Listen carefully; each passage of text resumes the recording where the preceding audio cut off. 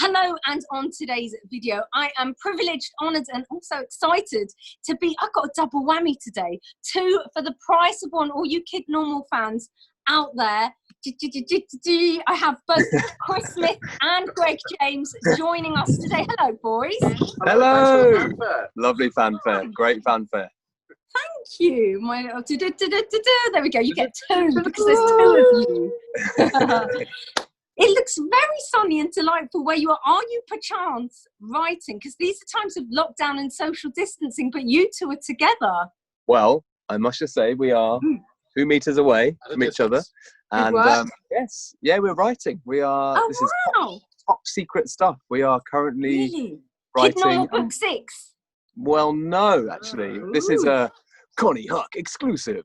Yeah, I feel like an investigative journalist now. I might bring out a Netflix true investigative doc about what's going on. What is this covert operation?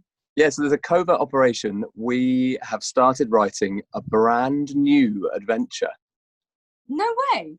Yeah. You mean a not Kid Normal adventure? Let's just get this straight. Not Kid Normal, something new. Kid Normal is finished with Kid Normal and the Final Five. Is the final Kid Normal book. It ends the story. So yeah, we're working on something new, which we will be able to tell you about properly sometime soon. Sometime soon. Whoa, back up.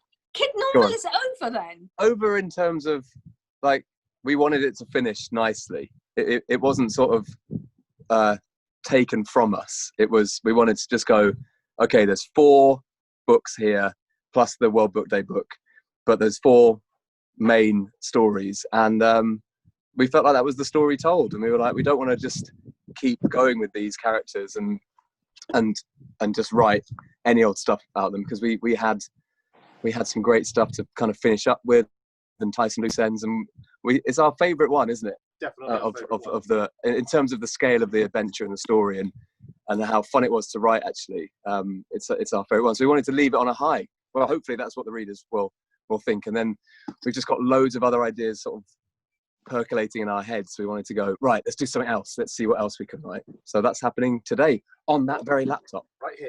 Wow, that laptop, woohoo! I can see just the corner of the screen. It's got so much top secret stuff in there. Don't worry, I can't read the words from this distance. It just looks blank. Once it's all erased because of this call. He's going to read 2 words from the new book. Oh my gosh. Okay, can you read me a whole sentence, please? Well, do one sentence. Okay, go on. I'll find a good sentence. Entice me. This sentence, it's all hanging on this sentence. This is the future. It has to be a good sentence, this, or you'll be judged. He's panicking now. We'll give him time to find the sentence. So hang on, did this idea sort of come together because you thought, we're wrapping up Kid Normal. Kid Normal has run its course. We don't want to just keep doing it for the sake of it. Now we need a new idea. Or did you think, hang on, we've got this new idea, so actually let's do that and let's wrap up Kid Normal? How did it work? Which came first, the chicken or the egg? Kid Normal was always going to be done after the 4th book, and me and Chris love working together, so we wanted to come up with something else. So we said, right, well, what are the things that made us enjoy Kid Normal, and what are the bits that the readers enjoyed, and what were the fun bits to write, and what were the themes that were fun? So we put all of that in a big pot, and we think we've come out with something that we're very excited about, and something which Kid Normal fans will love as well, because obviously it's got our style, I suppose, and a big silly adventure, but with a sweet message at the heart of it. So I think we're very, very excited about the thing we've come up with. So we're busily writing as we can. So have we got here's a sentence. Okay. I've been waiting for you every night for the last 2 weeks. He said you'd be here eventually, said the boy. Oh good though, goodness. mystery in that. Yeah. That was a good sentence. Who's he waiting for? Why? You'll find out at some point. Yeah, I think the thing that happened when we came up with the idea, we just went, oh, that's good, and how about this, and how about that, and what about this, and then they can do that, and actually it came very quickly and really naturally. So we came up with the idea and then Googled to check that no one else had done the idea. One of those ideas that we were like, that sounds like it's been done, but it hasn't. With Kid Normal, when we first came up with the idea for Kid Normal, we thought, oh, we really like that. Someone must have done that already. Let's Google it. And we found lots of websites just saying, "Is my kid normal?" But So you can't tell us anything more about the characters or the world or anything? sadly not. No, No, because they might change, because we've only been writing for 2 days, so it's that sort of slightly exciting point where you're making stuff up and anything could happen. So characters' names could change, and they could end up being goodies or baddies or different genders or whatever. Yep. We're not quite sort of, it's like molten lava coming out of a brain volcano, and it's not really solidified into story rocks yet. And has the process been the same as Kid Normal, or has it been really different because it's a whole new thing? You know, it's been a weird time, because obviously we've all been having a weird time with lockdown and stuff, but also we've been saying goodbye to kind of the characters from Kid Normal. And we've been writing about Murph and the Super Zeros for 5 years now, since we first had the idea. So it's kind of been nice to sort of have Final Five come out, and you know, when you read that book, you'll realize hopefully we kind of say goodbye to those characters and their friends and their enemies. You know, everything gets sort of tied up, hopefully in a satisfying way. But then we needed to leave that behind, and it feels a bit strange suddenly writing. It is weird. Different people, isn't it? Well, you just want to suddenly just go, oh, put Mr. Flash in there, because we know how he talks and stuff. So we're really going back to the drawing board with all the characters, and just coming up with new people and new ways of them talking and how they interact with each other. It's the most exciting part of it. I mean, aside from going around and touring the books around and meeting the people that read them, but the actual coming up with just stuff is the reason why we all do these jobs, isn't it? Because there's a thing at the end of the day of writing, there's a thing on the page which wasn't in existence at the start of the day, and that's sort of the most exciting bit about it. And you're creating worlds that go into people's heads. Yeah, it's so nice, weird. really nice. It's amazing. In terms of the process, we've been more relaxed than I think we were on the first book, because we know we've got sort of little processes. Like, we will always sketch out beginning, middle and end roughly, and then we'll do chapter headings, and that really helps us focus our brains. Then you start with the main character, and then you work out who's around them and stuff. So we're more of a slick operation in terms you're of a well-oiled machine. Yeah, it's a relative term, isn't it? Slick, but yeah. Maybe, yeah, but in terms of being focused together and like knowing each other's roles as well, I think that's something we've grown to get used to as well. So let's just rewind to the beginning, because many people will know you both from Radio 1. How did it come about? Were you sort of chatting in the staff tea bar or something, and you were like, hey, we should do that? How did Kid Normal get born, as it were? Well, how did you guys have a baby together? I regard the Super Zeros as our 5 surrogate kids, basically. Our little literary babies, and we love them very much. But I guess it grew out of, as you say, Greg and I used to work on the radio together, and we particularly started coming up with stories and sketches and things on the podcast that we used to do together, which was really good fun, and we enjoyed making crazy characters and funny scenes. And we're both really booky people. I mean, we both read a lot growing up, and we really wanted to write a story together, but we didn't really know what story we wanted to write. But when we sat in the park, it's 5 years ago, almost to the day actually, that we sat in Regent's Park in London and talked about the idea for Kid Normal. So what about an ordinary boy that gets accidentally sent to superhero school? And as Greg was saying earlier on, you suddenly go, oh, what if this happened? What are the teachers like at superhero school? What are the lessons like? What would that be like for that boy? What if there was a villain there? What would the villain be like? And we realized that we almost immediately kind of knew the answers to those questions, and before we knew it, the whole story had spilled out of us. So we wrote kind of 12,000 words of it, and sent it around to some publishers, and then luckily somebody wanted to publish it. Yeah. So yeah, that's a lot to write. That's quite a hefty chunk of book.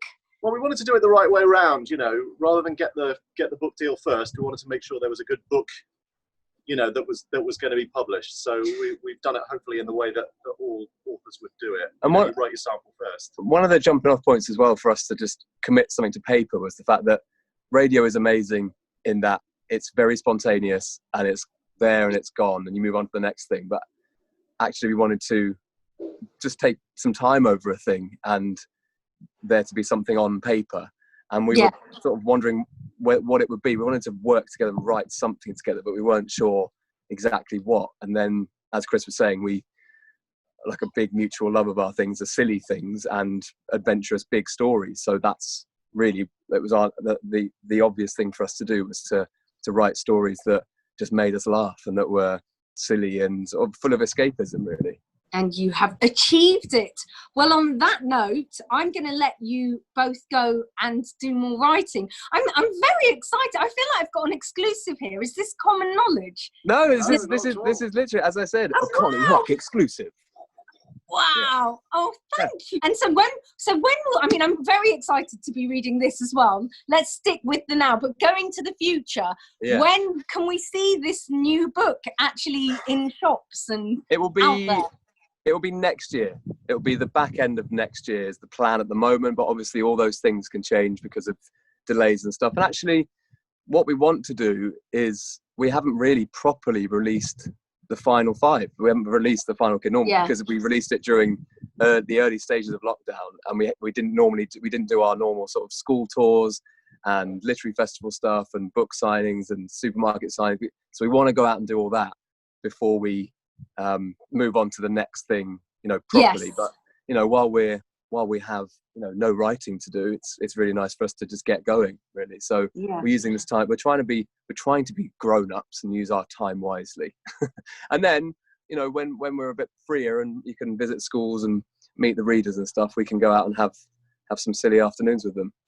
Brilliant. But for now, you have to make do with weird Zoom calls, socially distancing in the garden. Yeah, but this is fun. This is nice. This is human interaction. It's nice. Yeah, it's a bit different, isn't it? Yeah, absolutely. Well, thank you so much, gang. I hope I haven't taken too much time out of your writing schedule. Oh, all good. It's a pleasure.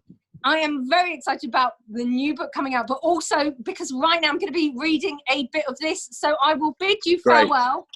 And, thank you very much, Konnie. And catch you soon. Bye. Cheers. Bye. Kid Normal and the Final 5 by Chris Smith and Greg James.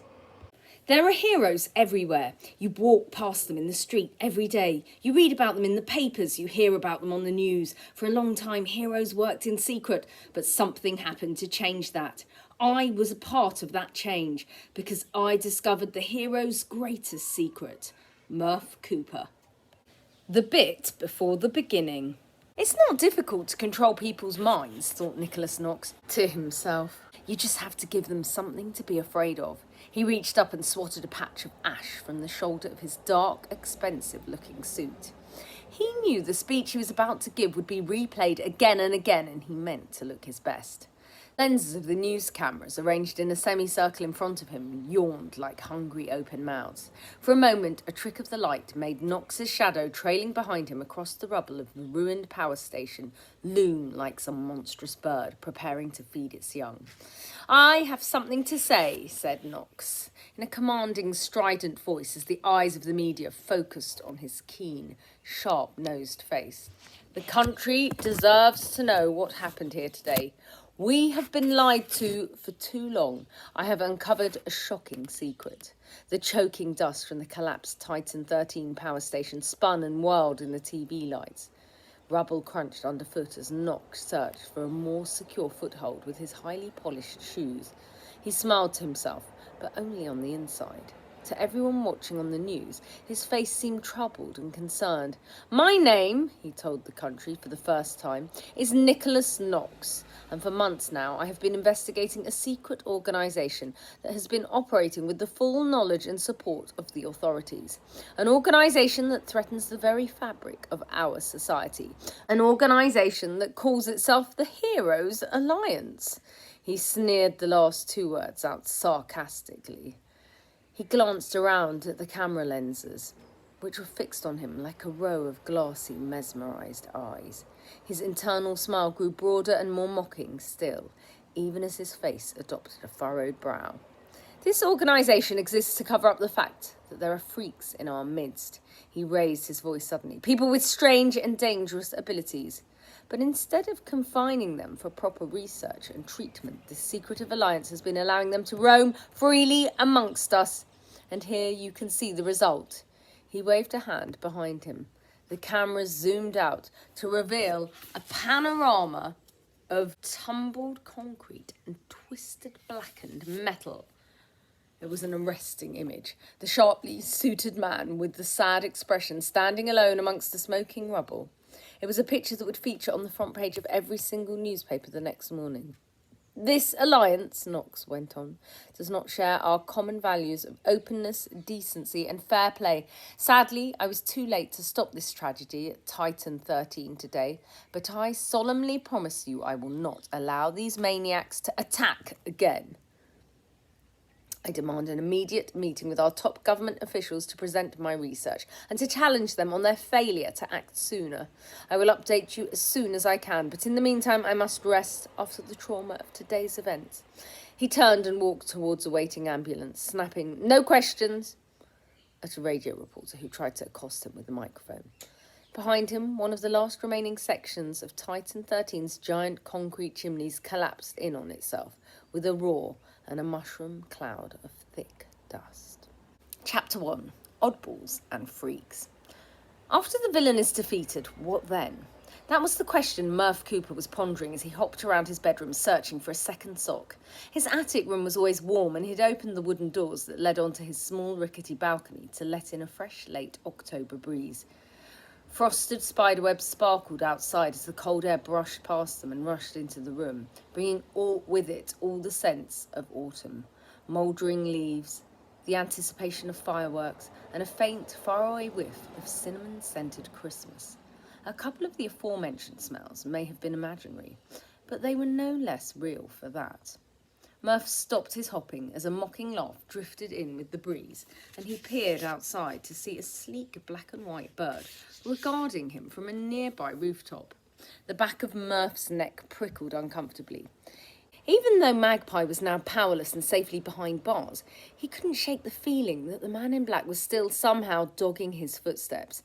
He finally located the missing sock, which was contemplating him from its safe space under the bed with an apologetic air, and pulled it on. Thoughts of Magpie continued to trail around Murph's head like mist as he schlupped down the stairs and into the kitchen. Magpie, the most feared enemy of the Heroes Alliance. A man with the power to steal capabilities. A man Murph himself had defeated only the previous week by turning his own machine against him. But Murph knew that was by no means the end of the story. The dozens of evil rogues that Magpie had sprung from prison were mostly still at large. Who knew where? And the already overstretched heroes were now facing perhaps the most dangerous enemy of all. "Morning, Smurfface," grunted his brother Andy, who was intently reading a folded-back newspaper propped up behind his cereal bowl. "Plenty more press for your lot today. Not sure you're going to like it that much." "I don't know why so many people seem to be listening to that awful greasy man," added Murph's mum Katie, busy at the toaster. "He's so obviously only out for himself." Murph sat down, unable to keep his eyes off the large black and white photograph now staring at him upside down from the back of his brother's newspaper. Even inverted, the smug expression of Nicholas Knox's face was unmistakable. The image of Magpie's pinch-lined face vanished from Murph's brain, to be replaced by this completely new and totally unexpected threat. The man with shiny shoes who had sprung seemingly from nowhere to blow the secret world of heroes wide apart. In Murph's imagination, Knox's pale, fox-like face broke into a mocking grin. Knox had no capability, no high-tech weapon to attack with, but his sudden appearance in front of the TV cameras had ruined decades of careful work to keep the existence of heroes a total secret from most of the population. And worse still, he was trying to paint them as a danger, something to be feared, as the bad guys. The weekend's newspapers were still piled untidily on the table, and Murph queasily pulled one towards him. "Super Weirdos," read the headline. Below it, in bullet points, the message was clear. "Shocking secret society revealed. Freaks in our midst, and the government knew all about it. Secret risk communicators bypass police checks. Of sinister so-called hero schools revealed. Weirdos make kids take vow of silence. Lock the abnormals up for their own safety." Editorial, page 13. What's he got to say today then? Murph asked Andy. In reply, his brother grabbed the latest paper between the finger and thumb and sent it cartwheeling across the table. Murph smoothed it out and immediately groaned in dismay. He knocks it out of the park, read the headline above the photograph of Nicholas Knox, which he could now see showed him standing outside a black door, waving and smiling. People's champion Nicholas Knox today challenged the government to explain why they have been hushing up a secret society made up of people with outlandish and dangerous genetic abnormalities. Murph skipped ahead to another paragraph at the end of the piece. This newspaper believes that Nicholas Knox should be given immediate powers to deal with this menace, and he deserves our country's unending gratitude for bringing the danger to public notice. Knight him now. I sincerely hope not. That was book 4 and the final book, Kid Normal and the final 5 in the Kid Normal series. A huge thank you to Greg James and Chris Smith. Hope you've enjoyed the video. If so, please subscribe and spread the word, and I'll catch you next time. Bye.